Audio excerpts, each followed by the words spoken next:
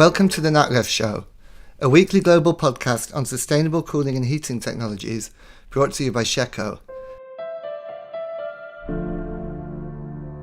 My name's Andrew Williams and I'll be hosting today's show from Brussels, Belgium. I'm the European editor of Sheco's industry-leading websites r744.com, hydrocarbons21.com and ammonia21.com. I'm also the editor of Accelerate Europe and Accelerate Australia and New Zealand magazines. I'm joined today by my colleague in the US, Michael Garry, editor of Accelerate America. And my colleagues in Europe, Charlotte McLaughlin, reporter in Europe. Mary Battesti from the Market Development Department in Europe. This week we'll discuss the facilitation of higher maximum recommended charge limits for hydrocarbons used in shops and shopping centres in France. We'll also discuss some of the key policy developments affecting natural refrigerants that are expected to take place in Europe and North America in 2018. And we'll hear from Michael about what we can look forward to in the next edition of Accelerate America. Now over to Marie, who'll give us the lowdown on the developments in France. Thank you, Andrew. So the French government published on 27 December last year a fire safety guide, which is a practical guide on fire safety in sales stores and shopping centers. So the guide is quite important because first it recalls that the article CH35 in French building code forbids the use of flammable refrigerants in buildings open to the public, but only for air conditioning. They do not address refrigeration equipment for cold food. Furthermore, the leaflet concerns only low toxicity refrigerants of class A2L, A2 and A3 according to the standard EN378 in refrigerated cabinets for sale in sealed units, so-called plugins, which are installed in shops and shopping centers. So the important thing for this guide is that it recommends the maximum allowable refrigerant charge for flammable refrigerants, including, for example, hydrocarbons, up to 1.5 kilograms. So it's interesting to note that the French HVAC&R sector tended to follow the EN378 rule of 150 grams for the quantity of flammable refrigerants in refrigerating equipment. So just to be clear here, this refers to shops and shopping centres, right? Yes, that's what I said. So it's only for shops and shopping centres which are part of a bigger sector for the government, which is buildings open to the public. So it's a specific segment and it's only for shops and shopping centers. In buildings open to the public, you also have, for example, museums or school or hospitals, and they are all under the Ministry of the Interior responsibility in terms of charge limits for flammable refrigerants, and they decide. So under the new guidance, for instance, propane, the charge limit for propane would be 1.5 kilos in circuits located on the ground floor and floors of the retail facility, and only 1 kilo in circuits located in underground areas accessible to the public, which is in line with the European Union standard EN378, as I said. And to clarify, this maximum recommended charge limit is per circuit, right? Yeah, exactly. So it's each circuit located either on the ground floor or several floor or underground.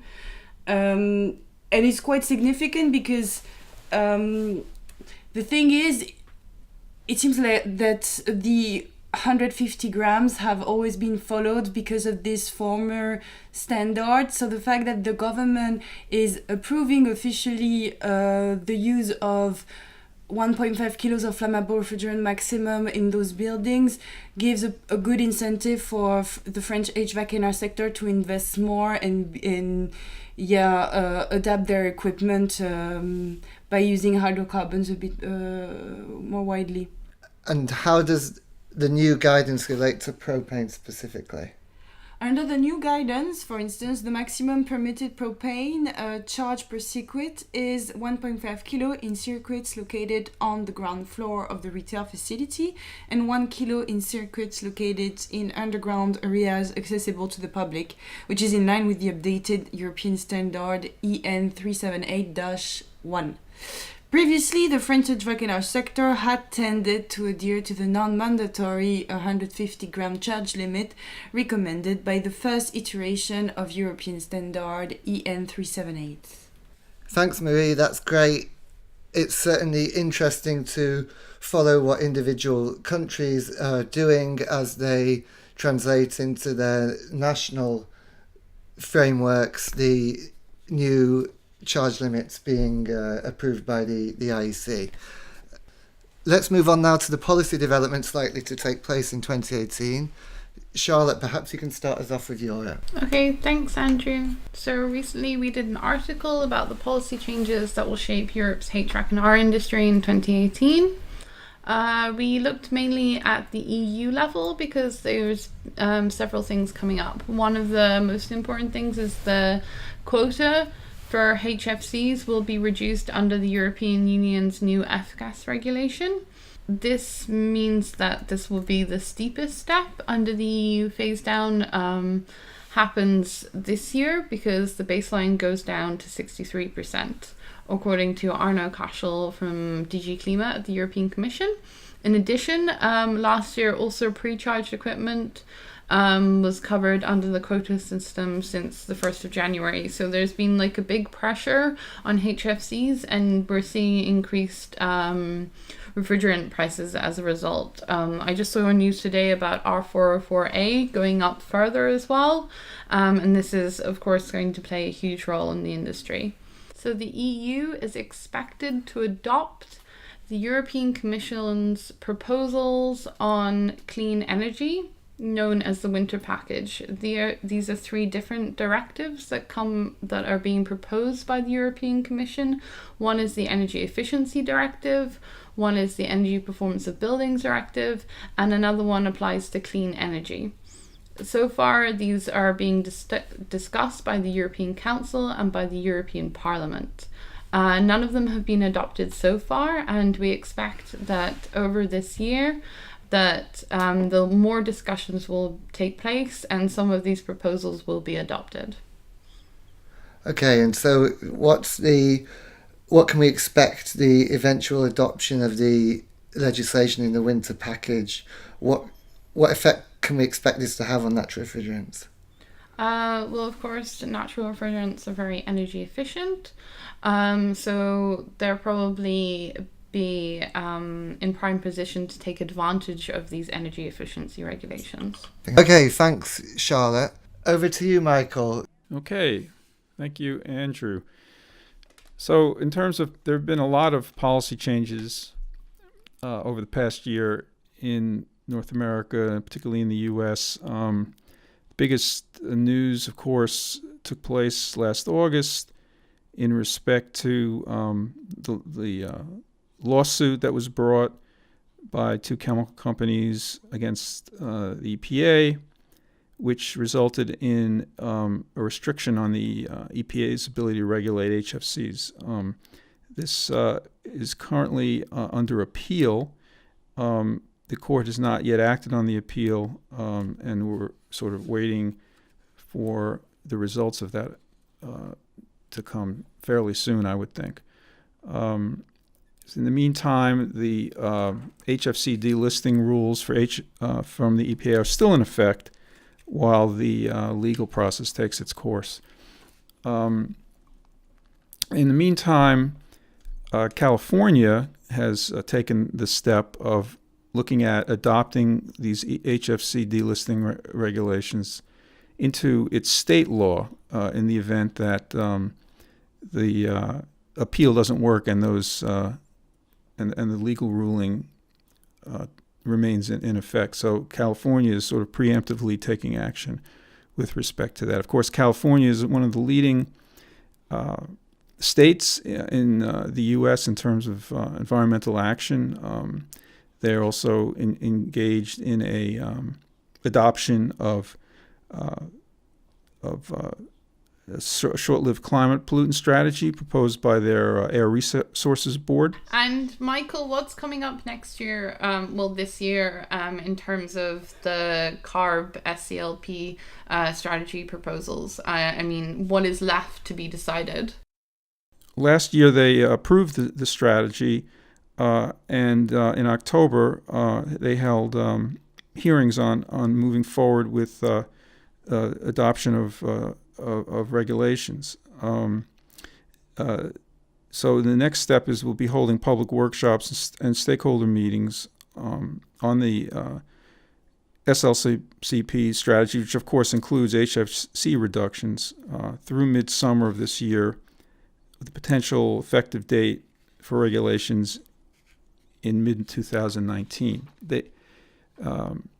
There's also a new law that's been proposed by California State Senator Lara, that would include incentives for alternatives like natural refrigerants. It's called the California Cooling Act, and that could be a big plus for natural refrigerants because it will provide the funding people need to invest. The Air Resources Board, CARB, has approved these HFC reduction rules and has proposed to legalize the adoption of the SNAP federal rules. So that's going forward, and it's now in the hands of CARB to finalize all of this and into. But with regards to the Cooling Act, is that currently going the Cooling Act was proposed last year, and still has to be acted upon in the legislature. So that remains to be seen. That's right now it was a proposed piece of legislation, has not been actually introduced, but it's expected to be, and then it will go forward or not, but we'll see.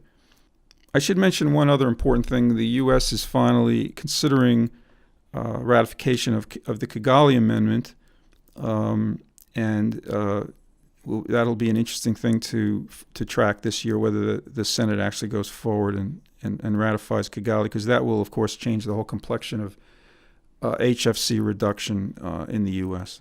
Thanks, Michael, for this update on policy developments in the U.S. Now, you're about to publish the next issue of Accelerate America magazine. What can we look forward to there? Right. Very excited about the next issue of Accelerate America, the January issue, which will come out next week.